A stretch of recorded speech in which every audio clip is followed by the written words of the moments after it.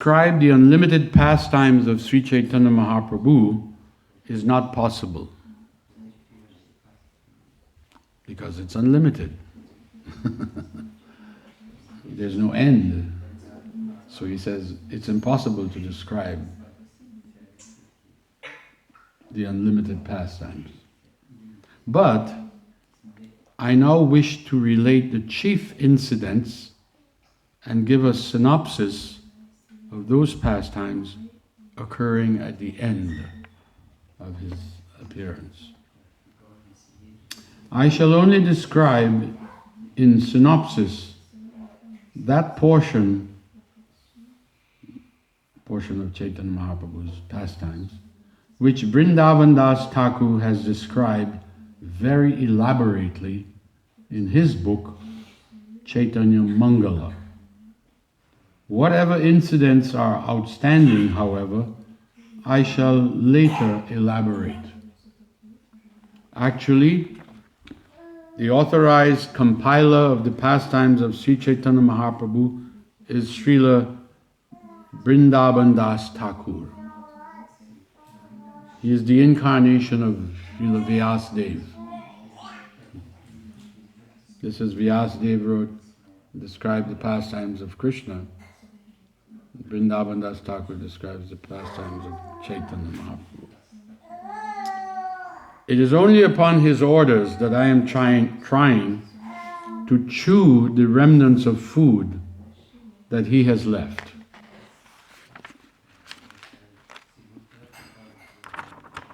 Placing his lotus feet upon my head in great devotion, I shall now describe in summary the Lord's final pastimes.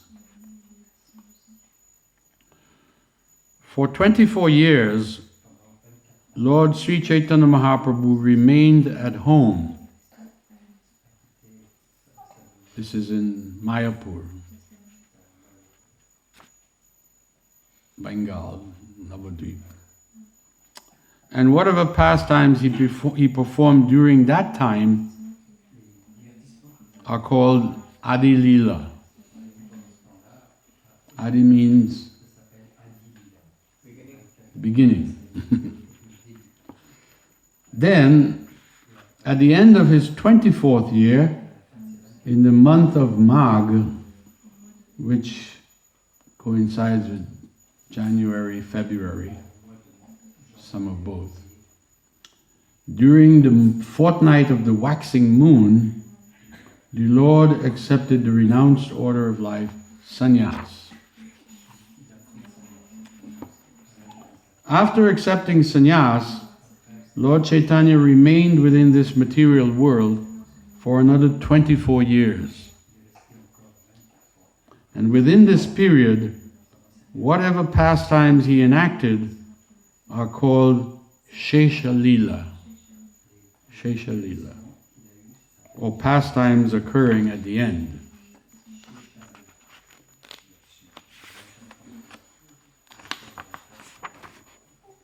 The final pastimes of the Lord, occurring in his last 24 years, are called Madhya. Madhya means middle, and Antya means final. So Madhya Lila and Antya Lila. But together they are both known as Shesh Lila, or the later pastimes. So all the devotees of the Lord refer to his pastimes according to these divisions. For 6 years of his last 24 years, Chaitanya Mahaprabhu traveled all over India, from Jagannath Puri to Bengal, and from Cape Comorin to Vrindavan. All the pastimes performed by the Lord in those places are known as Madhya Lila. And whatever pastimes were performed after that are called the Antya Lila, or the final pastimes. The pastimes of the Lord are therefore divided into three periods: Adi Lila, Madhya Lila, and Antya Lila. Now I shall very elaborately describe the Madhya Lila.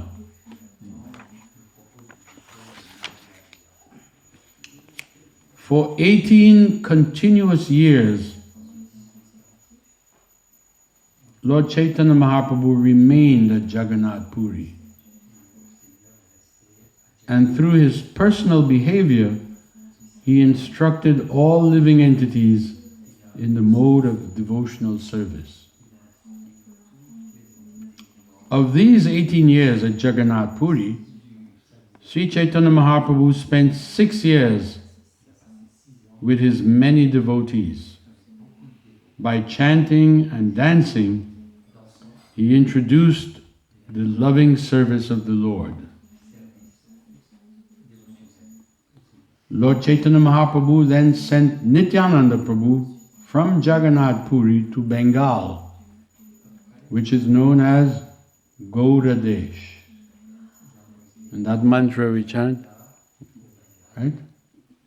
Gauda is mentioned there. Gauda actually means Bengal. And Lord Nityananda Prabhu overflooded this country, Bengal, that part of India, with the transcendental loving service of the Lord. Sri Nityananda Prabhu is by nature very much inspired in rendering transcendental loving service to Lord Krishna. And now, being ordered by Sri Chaitanya Mahaprabhu, he distributed this loving service anywhere and everywhere. I offer innumerable obeisances unto the lotus feet of Sri Nityananda Prabhu, who is so kind that he spread the service of Sri Chaitanya Mahaprabhu all over the world. And who was his instrument? Srila Prabhupada. Therefore, when Srila Prabhupada was referred to as a Shakti-Avesh avatar, after Prabhupada departed, one of Prabhupada's godbrothers says, he is a Shakti-Avesh avatar. None of Prabhupada's disciples taught like that at that time. And then one of his disciples asked him, what kind of Avesh? He wanted to know what specific type of empowerment was Prabhupada empowered by. Because there's many different kinds of Shakti-Avesh avatars described in the Srimad Bhagavatam. And Prabhupada's godbrother said, Nityananda Avesh.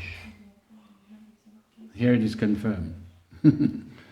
Because Kaviraj Goswami says that Nityananda Prabhu spread the service of Lord Chaitanya Mahaprabhu all over the world.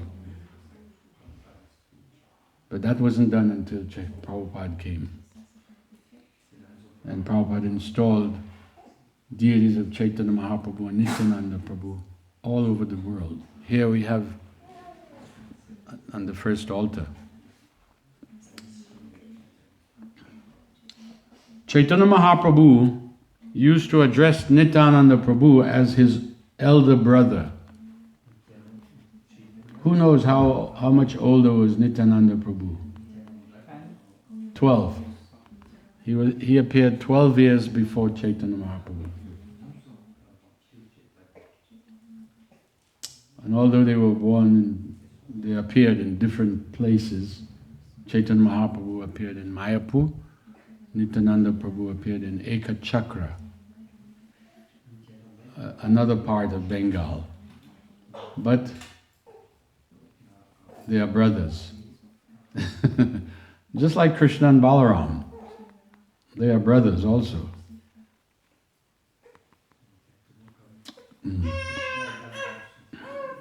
So Chaitanya Mahaprabhu used to address Nityananda Prabhu as his elder brother. Whereas Nityananda Prabhu addressed Sri Chaitanya Mahaprabhu as his Lord.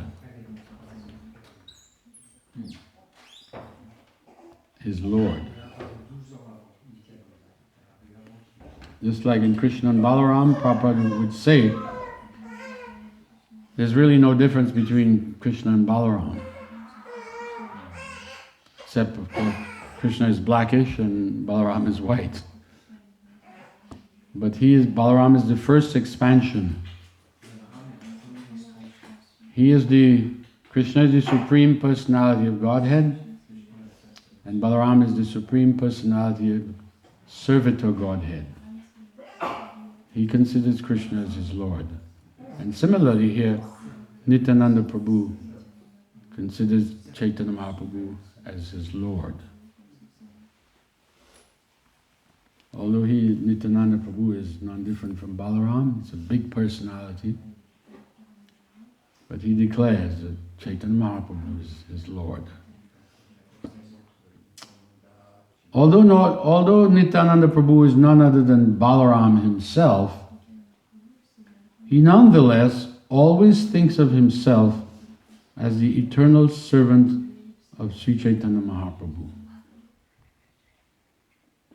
Nityananda Prabhu requested everyone to serve Sri Chaitanya Mahaprabhu, to chant his glories and utter his name. And Nityananda Prabhu claimed that person, the person who chants the name of Lord Chaitanya and worships Lord Chaitanya, Nityananda Prabhu claims that person to be his life and soul.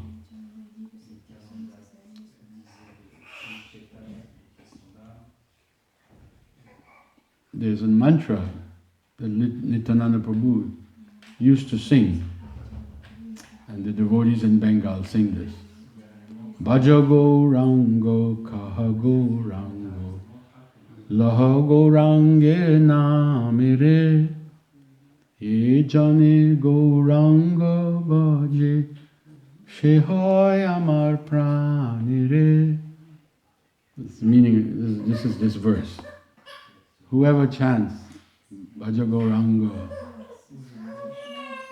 worships Gauranga, he's my life and soul.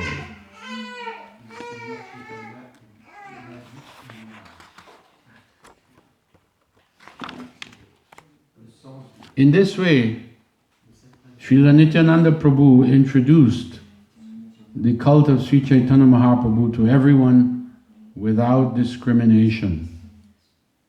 Even though the people were fallen souls and blasphemers, they were all delivered by this process. You see how much Prabhupada is in the mood of Nityananda Prabhu. Just what Nityananda Prabhu did.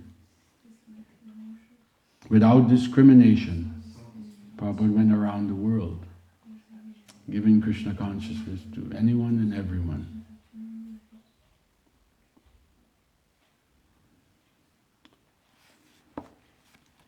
Actually, from this we see that it was Nityananda Prabhu who began the preaching work. At that time, there were no books.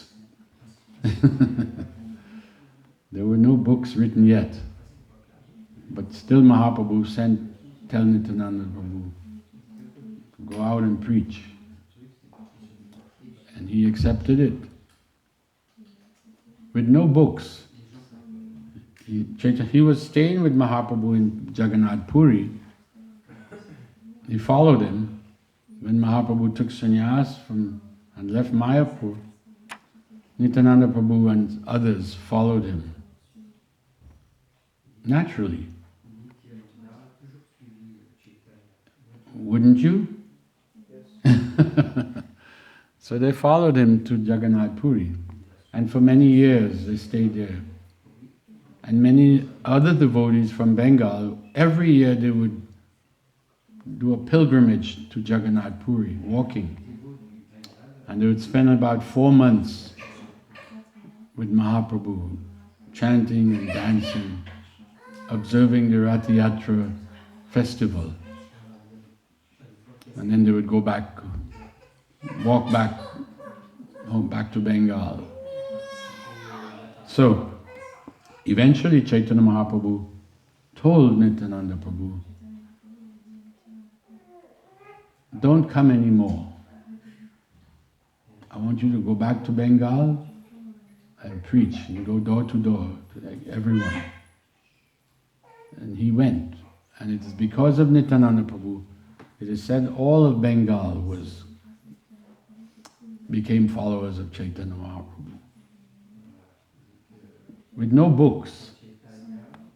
He was going door to door. He would fall on the ground and beg people to chant. With tears in his eyes, he converted everybody like this.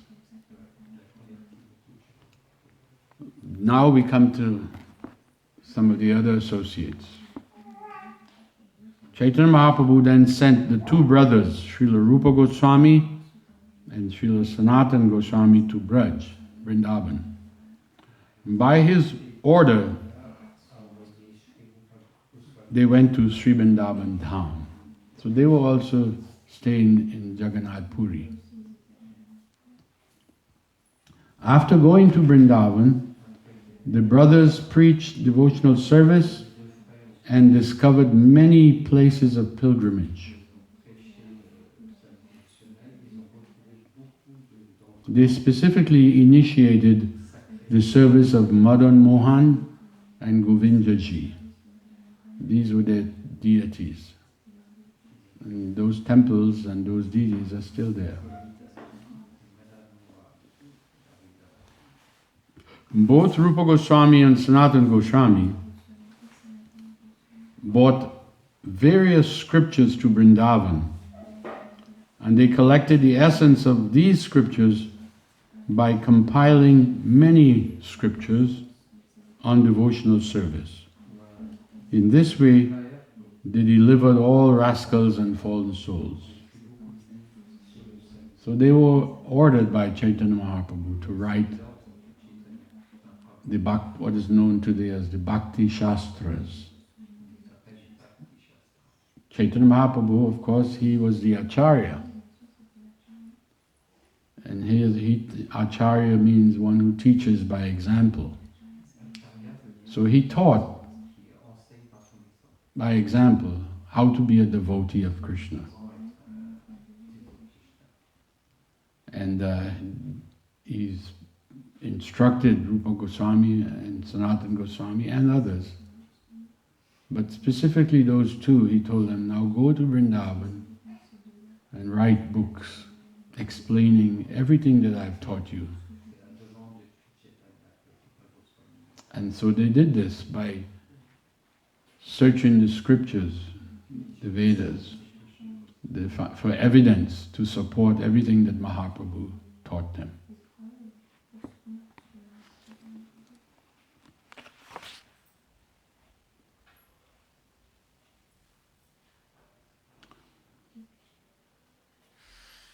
These Goswamis carried out the preaching work of devotional service on the basis of an analytical study of all the confidential Vedic literatures. This was in compliance with the order of Sri Chaitanya Mahaprabhu, and thus one can understand the most confidential devotional service of Vrindavan. Srila Prabhupada gives a very nice purport here. This proves that bona fide devotional service is based on the conclusions of the Vedic literature. That was the aim, the mission of the Goswamis. To give evidence from the Vedas that Krishna consciousness or devotional service is bona fide. It's supported by the scriptures. It is not based on the type of sentiment exhibited by the Prakrita Sahajas. The Prakrita Sahajas They do not consult the Vedic literatures, and they are debauchees, women hunters, and smokers of ganja. Sometimes they give a theatrical performance and cry for the Lord with tears in their eyes. But of course, all scriptural conclusions are washed away by those tears. Because they're not real tears.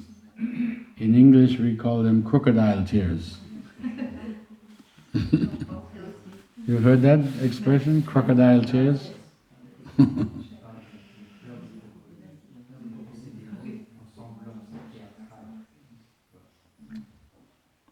The Prakrita Sahajas, they do not realize that they are violating the orders of Chaitanya Mahaprabhu, who specifically said that to understand Vrindavan and the pastimes of Vrindavan, one must have sufficient knowledge of the Vedic literatures. As it is stated in Srimad Bhagavatam, Bhaktya Shruta Grihitaya. This means that devotional service is acquired from Vedic knowledge. Tat Shradadana Munayo. Devotees who are actually serious attain bhakti, scientific devotional service, by hearing the Vedic literatures. Bhaktya Shruta Grihitaya. It is not that one should create something out of sentimentality and become a sahajiya and advocate such concocted devotional service. However, Srila Bhaktisiddhanta Saraswati Thakur, he considered that the sahajiyas to be more favorable than the impersonalists. They have a better position. Why? He says, because the impersonalists are hopelessly atheistic.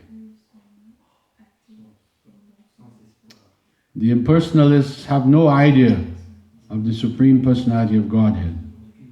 But the position of the sahajiyas is far better than that of the Mayavadi sannyasis. Although the sahajiyas do not think much of the Vedic literatures, they nonetheless have accepted Lord Krishna as the Supreme Lord. Unfortunately, they mislead others from authentic devotional service. So I guess they are considered a kind of devotee. But we don't follow them. Their example is what not to do. We follow the Rupa Goswami. We have Prabhupada writes in his Nectar of Devotion, we are known as Rupanugas, followers of Rupa Goswami. Some of the books compiled by Sanatana Goswami were the Hari Bhakti Vilas, Brihad Bhagavatamrita, Dashama Tipani, and Dashama Charita.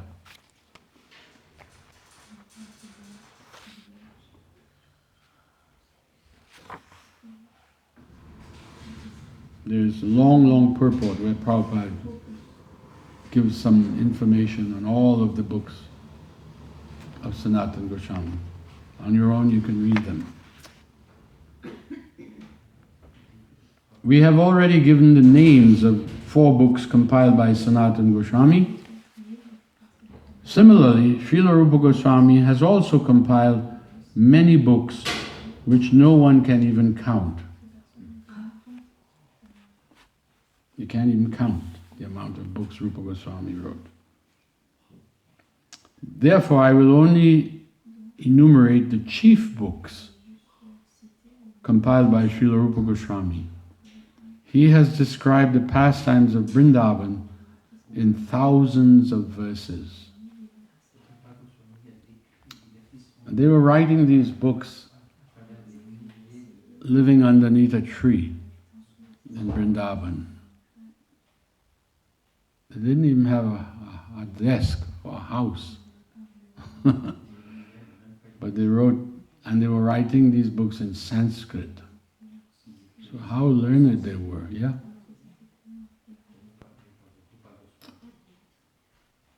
Some of the chief books compiled by Rupa Goswami include the Bhakti Rasamrita Sindhu, which Srila Prabhupada wrote a summary study of called The Nectar of Devotion. When Prabhupada gave this book to the devotees very early in the movement, he said, you should read this book over and over and over and over again. So you have a clear understanding of the science of devotional service. He also wrote Vidagdha Madhava, Ujjala Nilamani, and Lalita Madhava. He also compiled Danakeli Kumudi, Stavali, Lila Chanda, Padyavali, Govinda Virudavali, Mathura Mahatmya, and Nataka Varna. Who can count the rest of the books written by Rupa Goswami, headed by Laghu Bhagavatamrita? He has described the pastimes of Vrindavan in all of them.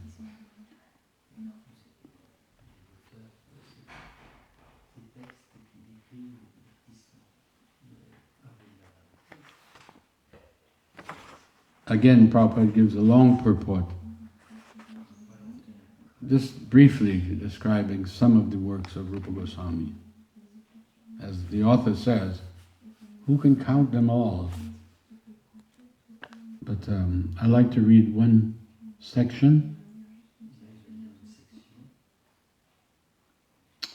There is one of his books, Prabhupada is speaking here, there is also one of Rupa Goswami's books called Ujjala Nilamani. This is a transcendental account of the loving affairs of Krishna that include metaphors, analogy, and higher bhakti sentiments. Devotional service in conjugal love is described only briefly in Bhakti Rasamrita Sindhu, but it is very elaborately discussed in Ujjala Nilamani. This book describes different types of lovers, their assistants, and those who are very dear to Krishna. There is also a description of Srimati Radharani and other female lovers, as well as various group leaders, messengers, and constant associates, as well as others who were very dear to Krishna. They are all described in this book. The book also relates how love of Krishna is awakened, and it describes the ecstatic situation, devotional situation, permanent ecstasy, disturbed ecstasy, steady ecstasy, different positions of different dresses, feelings of separation, prior to attraction, anger in attraction, varieties of loving affairs, separation from the beloved, meeting with the beloved, and both direct and indirect enjoyment between the lover and the beloved. All of this has been very elaborately described in Ujjala Nilamani. Then Prabhupada goes on to describe some of the other books. So you can see there's a wealth of literature there is no other tradition that has as much literature explaining the process of devotional service, Krishna consciousness. No other tradition.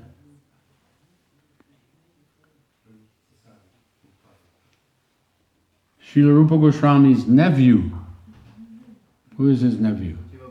Yes, Srila Jiva Goswami. He has compiled so many books on devotional service that there is also no counting them.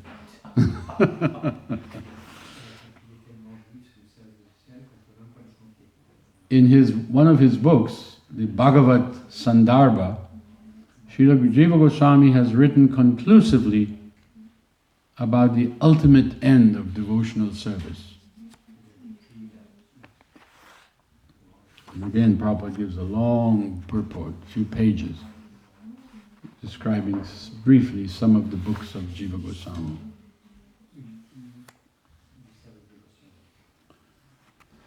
The most famous and formidable transcendental literature of Jiva Goswami is a book called Gopala Champu. In this book, the eternal pastimes of the Lord are established, and the transcendental mellows enjoyed in Vrindavan are completely described. Thus, Srila Rupa Goswami, Sanatana Goswami, and their nephew Srila Jiva Goswami, as well as practically all of their family members, they all lived in Vrindavan, and they all published important books on devotional service. So it was a real literary family.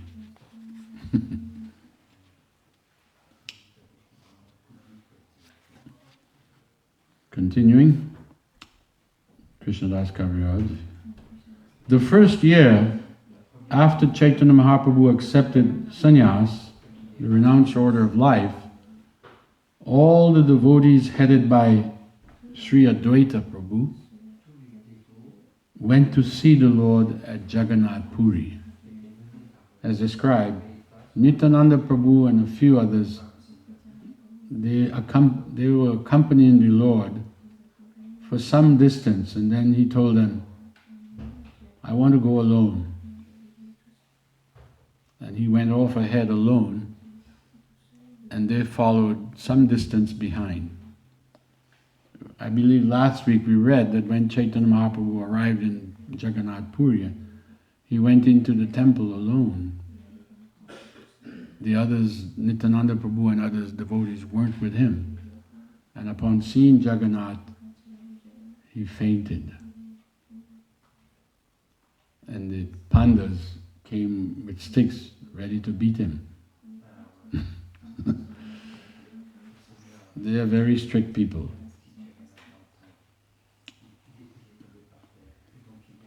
Anyway, after attending the Rathayatra ceremony at Jagannath Puri, all of the devotees, that is with Advaita Acharya and others, almost everyone from Bengal, they all came because they were missing the Lord. They had him for 24 years and then he left. So they followed him. They stayed there with him for 4 months, greatly enjoying his company by performing kirtan or chanting and dancing.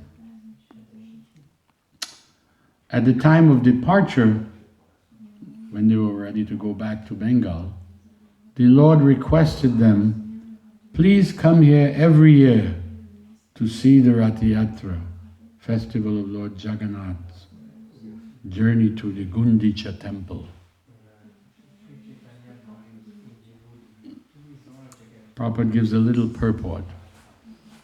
There is a temple named Gundicha at Sundarachala, and Lord Jagannath, Baladev and Subhadra are pushed and pulled in their 3 carts from the temple in Puri to the Gundicha temple in Sundarachala.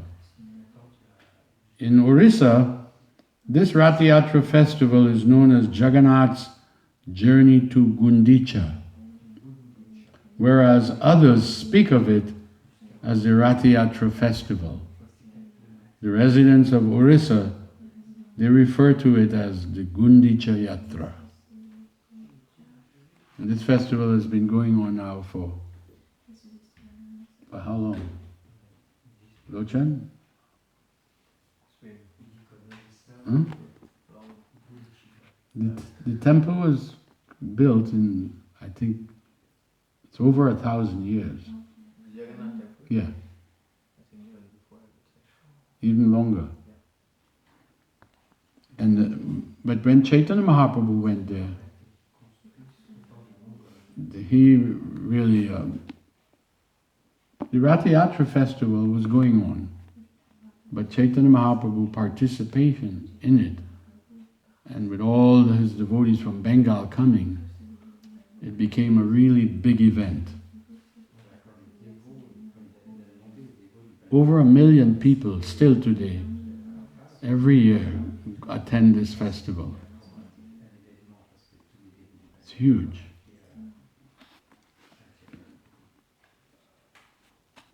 Following the order of Chaitanya Mahaprabhu, all the devotees used to visit Chaitanya Mahaprabhu every year, and they would see the Gundicha festival at Jagannath Puri and then return home after 4 months. For 20 consecutive years, this meeting took place. For 20 years, the devotees were coming every year. The situation became so intense that the Lord and the devotees could not be happy without meeting one another. Their love for the Lord increased by coming every year to spend 4 months with Him. Their love for Him increased. And His love for them increased also. Therefore it says here, neither the Lord nor His devotees could be happy without meeting one another.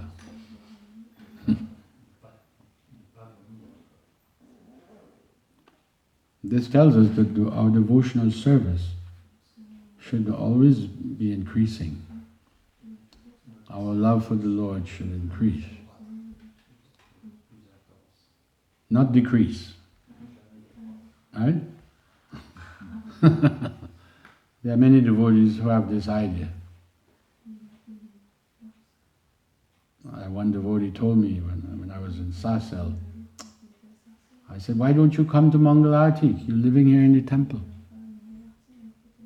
And he says, oh, I did that for many years. No, you don't stop. It should increase.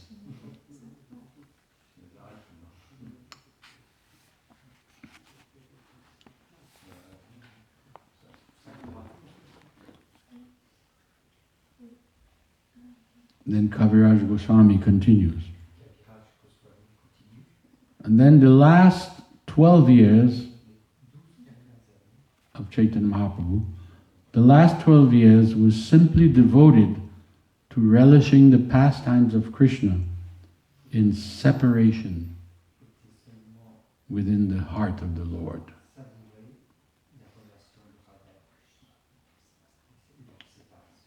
Srila Prabhupada gives a small purport. Sri Krishna Chaitanya Mahaprabhu enjoyed the position of the gopis in separation from Krishna. When Krishna left the gopis and went to Mathura, the gopis cried for him for the rest of their lives.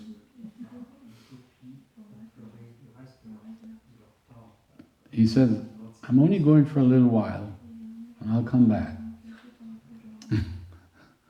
But they didn't see him for 50 years. And for that time, that 50 years, they were simply crying. day and night.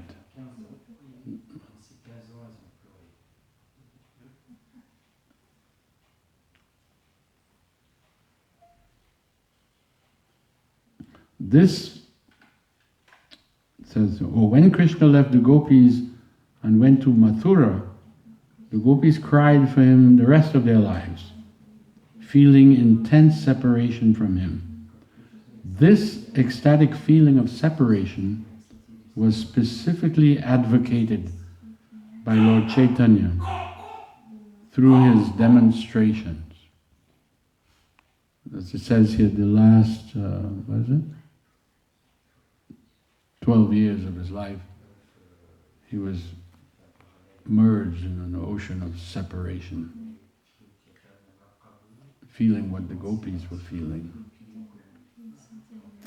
In the attitude of separation, Chaitanya Mahaprabhu appeared mad, day and night. Sometimes he laughed, sometimes he cried, sometimes he danced, and sometimes he chanted in great sorrow. And at those times, Chaitanya Mahaprabhu would visit Lord Jagannath in the temple, and then his feelings exactly corresponded to those of the gopis when they saw Krishna at Kurukshetra after long separation. Krishna had come to Kurukshetra along with his brother and sister, Balabhadra, Baladev and Subhadra.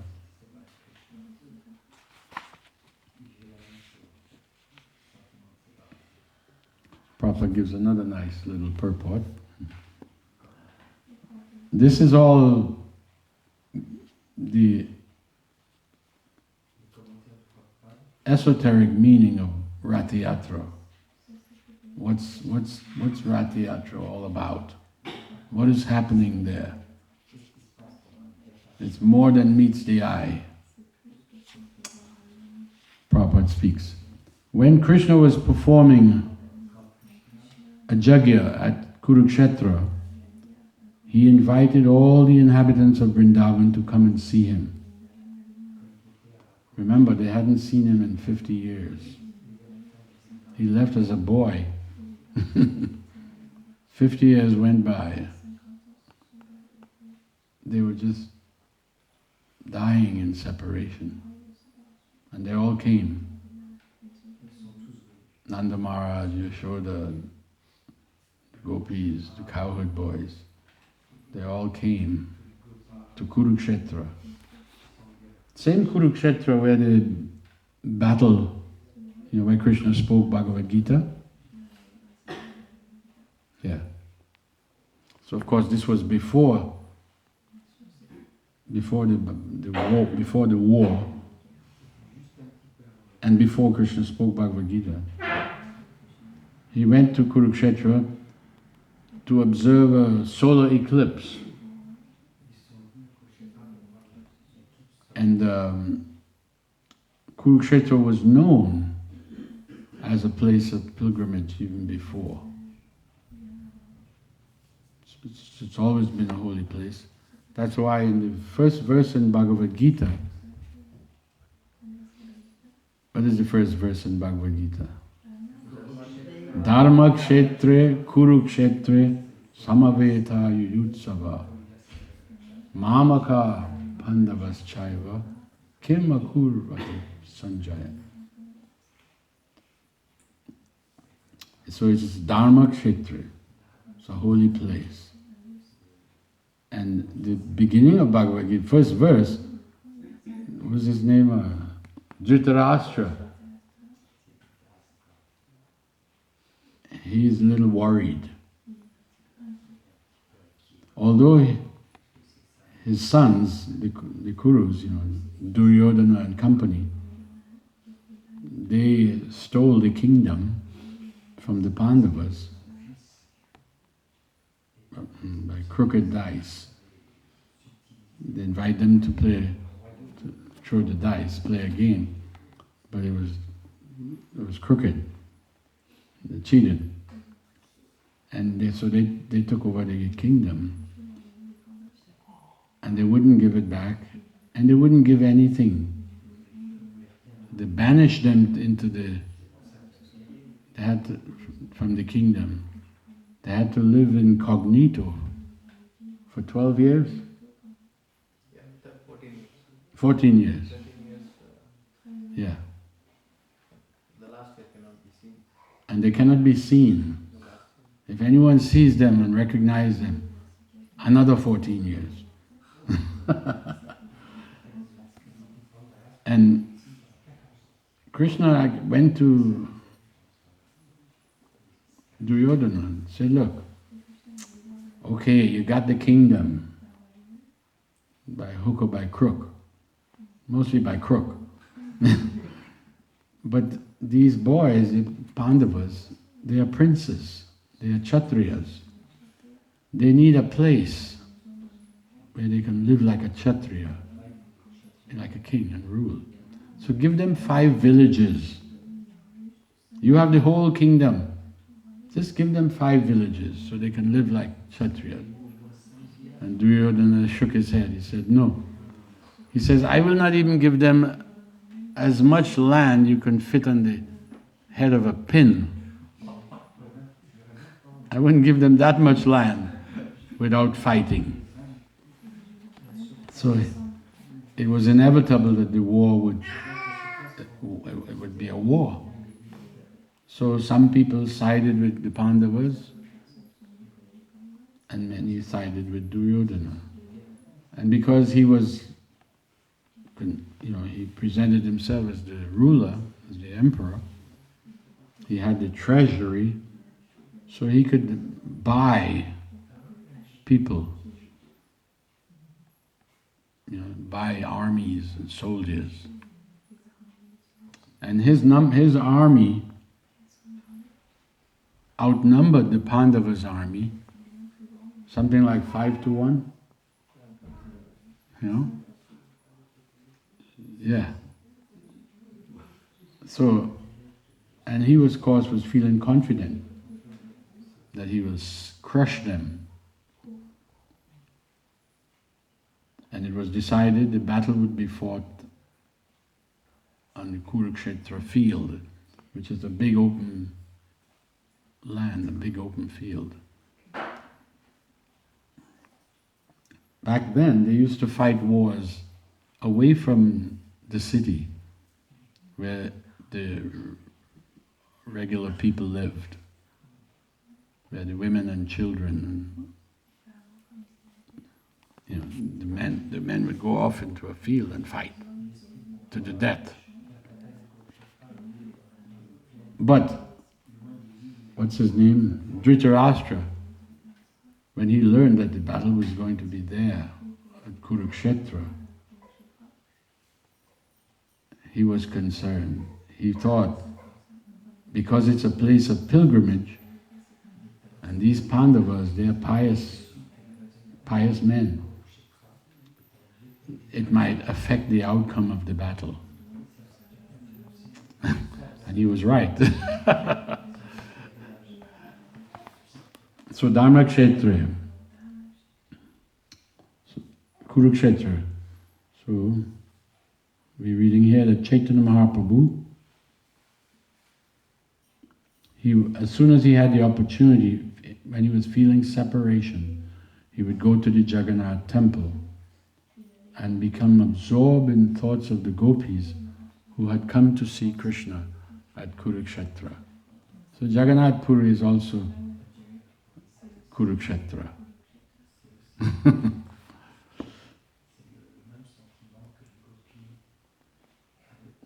When Chaitanya Mahaprabhu used to dance before the cart, the Rathayatra cart, he would always sing the following 2 lines. He would sing, I have gotten that Lord of my life, for whom I was burning in the fire of lusty desires.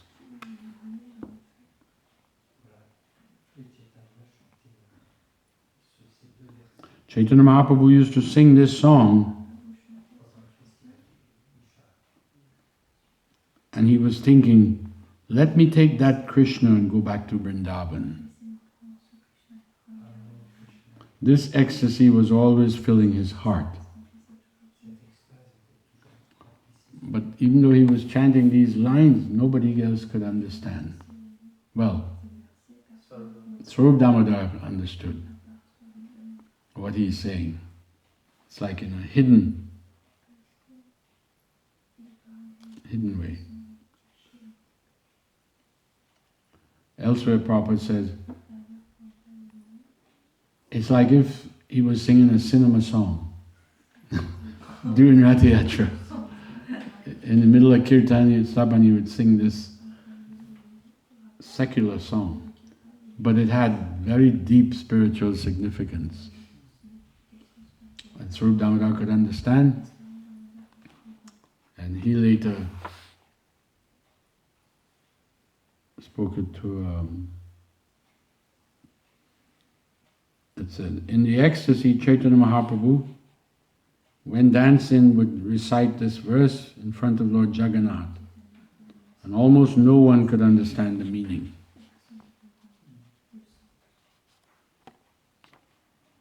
And here is a translation of the verse that he would sing. That personality who stole away my heart during my youth is now again my master. And these are the same moonlit nights in the month of Chaitra, the same fragrance of malati flowers, and the same sweet breezes blowing from the Kadamba forest. In our intimate relationship, I am the same lover, and yet my mind is not happy here. I am eager to go back to that place on the bank of the Reva, under the Vetasi tree. This is my desire.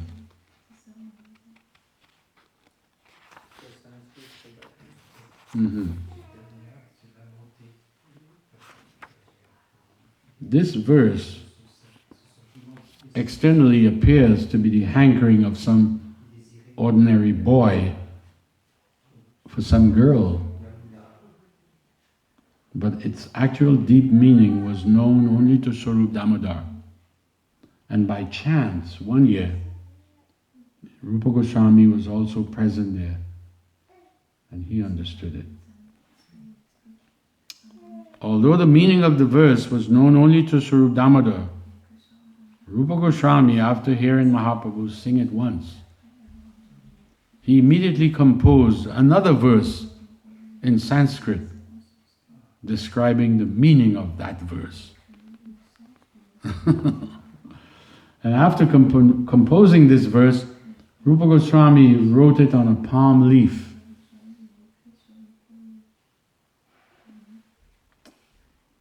Actually, at that time, there wasn't paper, right? All the books were written on palm leaves. I think paper was invented sometime later, a few hundred years later. I think the Chinese invented paper. Yeah. Chinese. That's historically. Anyway, after composing this verse, explaining what Mahaprabhu was singing, Rupa Goswami put it on the roof of his thatched house. He had a little house, simple house like Gopaswami, a little thatched roof house, mud house. Rupa Goswami tacked it on the roof where he was living. And after composing this verse and putting it on the roof, Rupa Goswami went to take bath in the ocean. It's in Jagannath Puri. In the meantime, Lord Chaitanya Mahaprabhu came by his hut, came by to talk with Rupa Goswami. And to avoid turmoil or disturbances, three great personalities, namely Haridas Thakur, Rupa Goswami and Sanatana Goswami, they did not go into the Jagannath temple. Yeah, all three of them. And they were such great personalities. Of course, Haridas Thakur was born as a Muslim family. And Rupa Goswami and Sanatana Goswami, they were born in high-class Brahmin families. But because they accepted an employment in the Muslim government, the Nawab Hussain Shah, the ruler of Bengal, the Hindu Brahminical communities ostracized them. They were banned from coming to the temples. They accepted it, but Chaitanya Mahaprabhu, he accepted them. He made Haridas Thakur the Namacharya. Because actually Chaitanya Mahaprabhu is the Acharya. This is his Acharya Lila. He is the one that inaugurated the chanting, you know. But he gave his title over to Haridas. Say, you are the Namacharya. Because Haridas Thakur was chanting just under 200 rounds every day.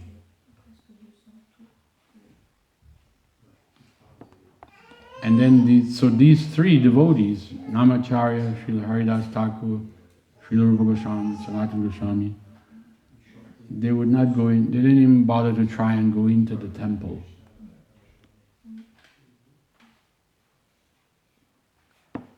So, Prabhupada gives a purport. It is still the practice today at the Jagannath temple to not allow those who are not strictly following the Vedic culture, which they call Hinduism. So Haridas Thakur, Rupa Goswami and Sanatana Goswami, they all had previous intimate connections with the Mohammedans, the Muslims. Haridas Thakur had been born in a Mohammedan family, and Srila Rupa and Sanatana Goswami had given up their social status in Hindu societies when they were appointed as ministers in the Mohammedan government. Their names were even changed when they started working for the Muslims. They were given Muslim names. Their names were Sakar Malik and Darbir Kash, and they became known as so they were like Muslims. But of course, their Krishna consciousness was fully intact. They had supposedly been expelled from the Brahmin society, and consequently, out of humility, they did not enter the Jagannath temple.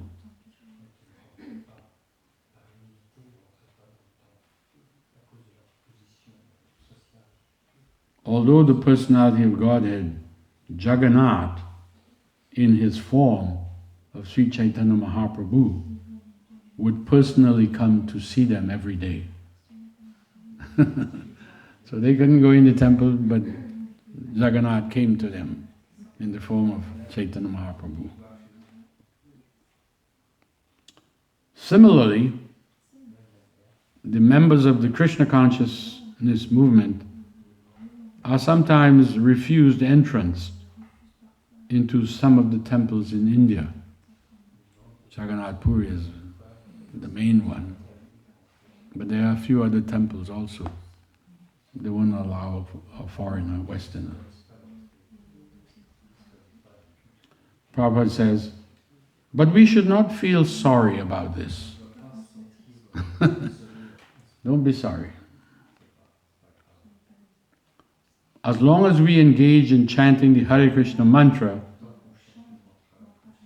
Krishna himself associates with devotees who are chanting his holy names. This is the example that Chaitanya Mahaprabhu went to associate with Haridas Thakur and Rupa Goswami and Sanatana. Because they were all chanting Hare Krishna. So Prabhupada says, we shouldn't feel bad that we're not allowed to go in there. Such dogmatic prohibitions were not approved by Lord Chaitanya. Those who were thought unfit to enter the Jagannath temple were visited daily by Chaitanya Mahaprabhu. He would always come and see Haridas Thakur and Rupa Goswami and Sanatana Goswami. This indicates that Chaitanya Mahaprabhu did not approve of those prohibitions.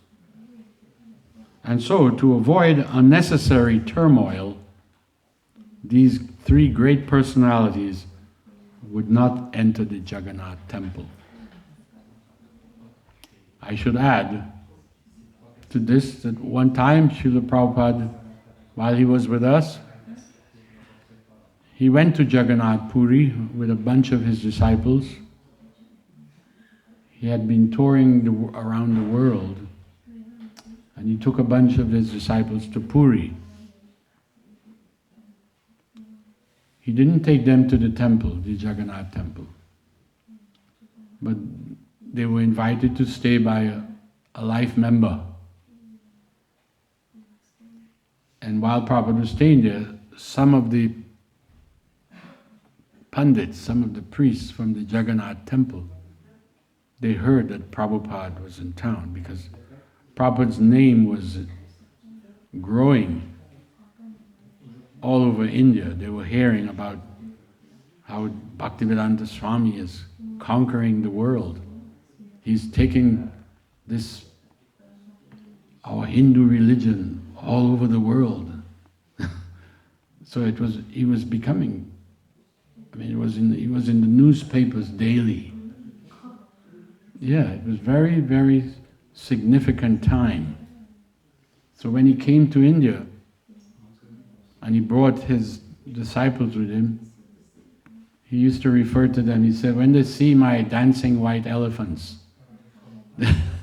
they'll be amazed. And they were amazed. People they had never seen this before. Devotees dressed in dhotis and saris with tilak and sikha, and chanting and dancing. This was a new thing. It was, So when Prabhupada arrived in Puri with them, some of the Pandits from the Jagannath temple, they heard and they found out where he was staying. They came to see him, and they offered respects to him. They were very respectful, because after all, he's a sadhu, he's a sannyasi, and he's the leader of a growing movement. So they came and they were respectful, and then they invited him. They extended an invitation to Prabhupada to come to the Jagannath temple for darshan. Come to see Lord Jagannath. And Prabhupada said, and can I bring my disciples with me? And they said, oh, no. And Prabhupada said, then I'm not coming. So Prabhupada refused to go, because they wouldn't allow his disciples to go. He says, then I don't want to come. He was following Rupa Goswami. They choose not to go also, because As I said, their names, they were working for the Muslim government.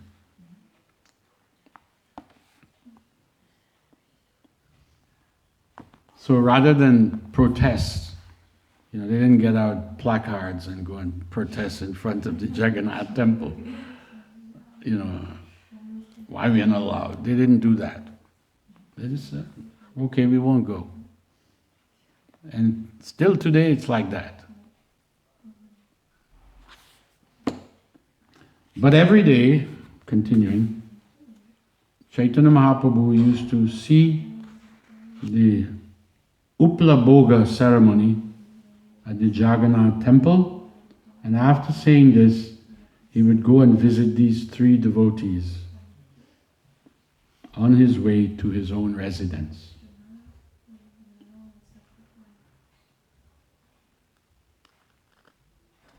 Prabhupada gives a small little purport and then we'll finish. The Upala Bhoga is a particular type of offering which is performed just behind the Garuda Stamba, on a stone slab.